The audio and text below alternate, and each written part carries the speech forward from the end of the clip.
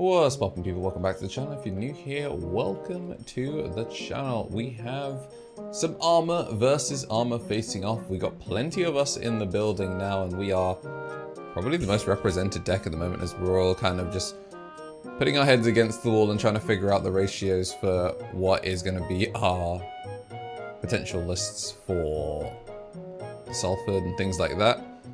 We're believers.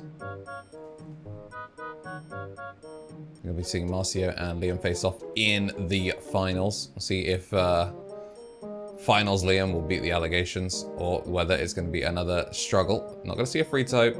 So it looks like we're not going to see any armors off of that. He had a very Veemon clogged hand. Training is going to find a second Veemon, which seems like Marcio does have the extra armor. And he's going to use Davis. Davis declining to play the Veemon. And this is where things get a little bit awkward because we are missing the pieces. I think you have to go Davis and then Davis drop the 2-color. So I think he's going to get his checks in early. He's going to hit the Louis, which is a bit unfortunate. And then we're going to swing in. The second one hits a Veemon. So they both live. Oh, he doesn't commit the 2-color Veemon. I think I would have liked to see him commit the 2-color Veemon off of the Davis because it would have been just slightly more awkward to clear, because you can see he gets full clear here. Now he has to build in the back. He's only going to be getting the draw 1. Whereas if he'd stayed on board, he would have been able to go for thing. Going to strip out 2, which is going to stop it from getting the redirect and stuff like that.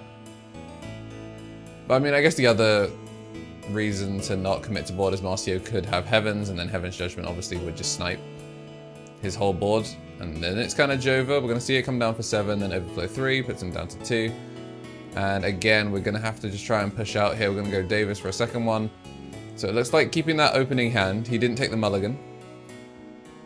Is going to cost him.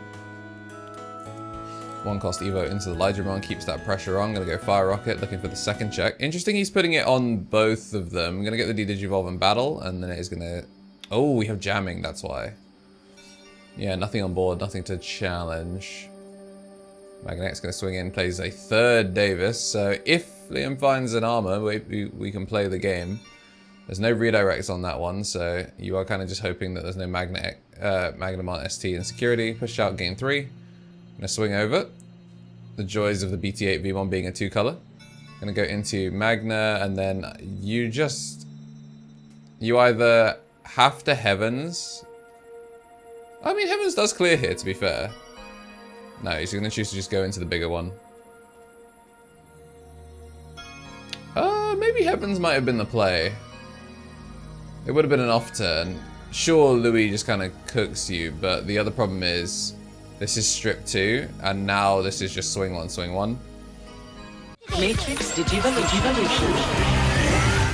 What's poppin', tamers? We're back with Player Ammo once again. A bunch of people ask me why I drink Player Ammo, and it's because they sponsor me. Duh. Jokes aside, I actually was drinking Player Ammo before all of that, because I actually don't have much of a sweet tooth, and I find a lot of energy drinks to be too sweet, especially a lot of the powder brands. But the no sugar approach for Player Ammo and their focus on more tart, like sour flavors, really suits my palate. The fruit punch is really just fruity and packs a nice kick. The blue raspberry is really, really nice as well, nice and sour, kind of like when you get those slushies.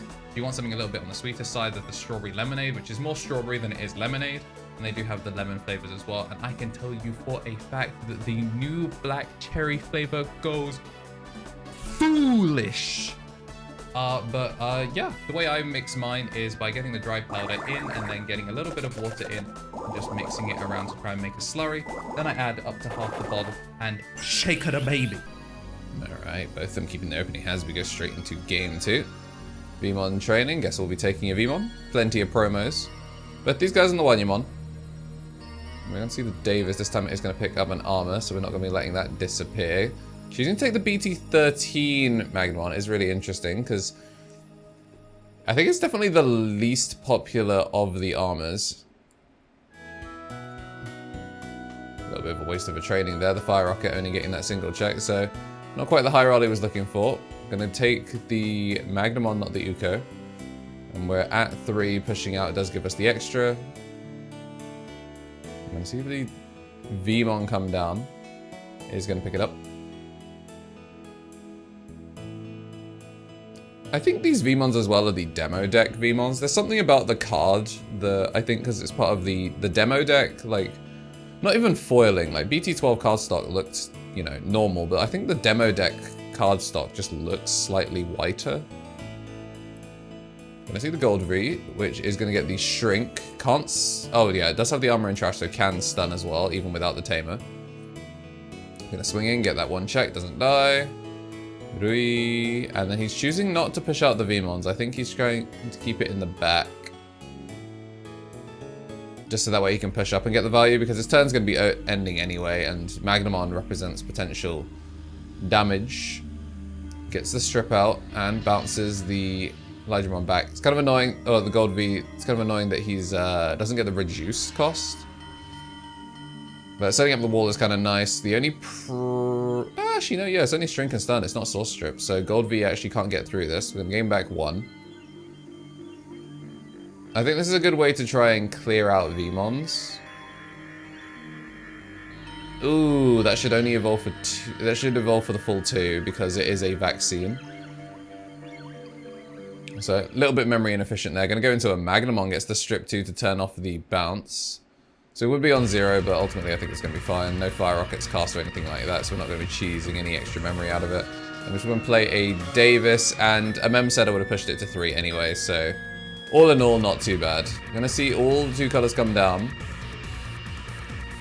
And yeah, I like the BT13 pick here. It's not the most ideal out of all of them, but when you manage to go this wide, and crucially, your Magnamon can't get DP minus, but it can get swung over, so that's going to force... Oh, okay, never mind. I was going to say it's going to force a purge, but instead goes for the Zudo. Gets the punish. And this allows him to climb up. It not being DP minusable, and the other one being shrunk is massive. It's target or target stunned as well, so even if it evolves into the Magnamon, it can't do anything else. We'll be able to block at the end of Marcio's turn. So at least setting up a blocker.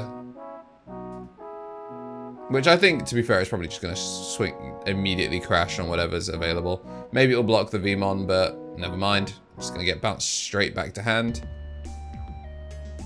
Magnamon, when you're in that kind of position, just really feels strong. And if we're running low on armors, is leaving the field, so it does get to play the Veemon back. We're going to swing in, hit the next antibody, and that's going to steal turn. Big one there, and now a chance to crack back. No DP protection. Can we go training into a Magnamon of some kind, and then... Okay, it goes into the other one, which we do need. It's going to be a 0 cost Evo thanks to the Promo Veemon and the training. Ideally, you would just drop Heavens here and clear, but it looks like Liam doesn't have it. And the problem is, it's only 2 bodies, 2 sources as well, so you know you're in Zudo range again. I think that's the problem. Oh, yeah, we're just going to commit. Might as well. X antibody as well is going to stop her from getting Zudoed. Gonna swing, combat step Evo into, and we are going to get the 1. Plays out of Veemon. Before, I don't think it really matters what he gets here. Obviously, the double tap is huge. Finds the Magnamon X, but loses out on Death X and Zudo.